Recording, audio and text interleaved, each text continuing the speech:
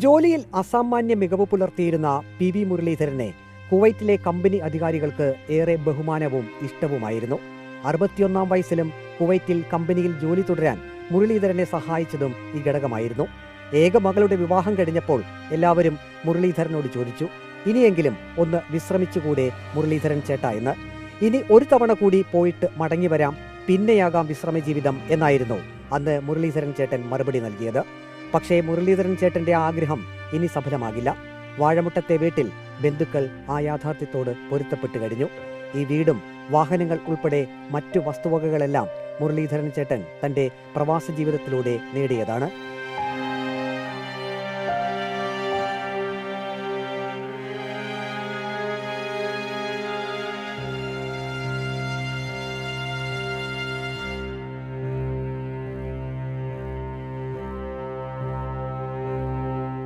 കുവൈറ്റിൽ ജോലി ചെയ്ത സ്ഥാപനത്തോട് മുരളീധരൻ ചേട്ടന് വലിയ പ്രതിബദ്ധതയായിരുന്നുവെന്ന് ബന്ധുക്കൾ പറയുന്നു.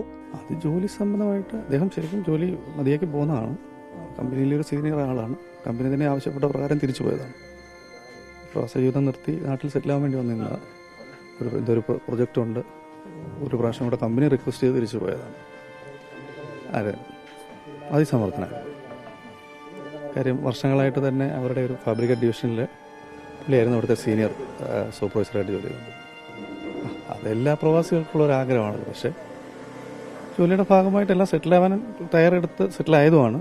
പിന്നെ കമ്പനിയുടെ ആവശ്യപ്രകാരം തിരിച്ചു പോയതാണ്.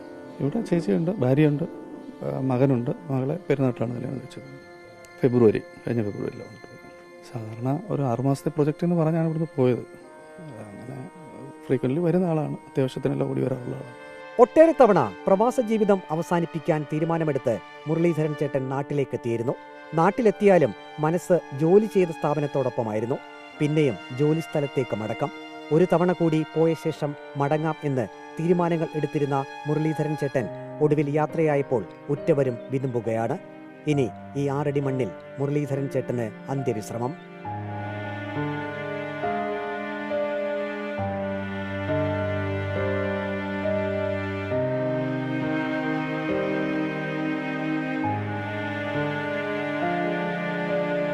റിപ്പോർട്ടർ, പത്തനംതിട്ട.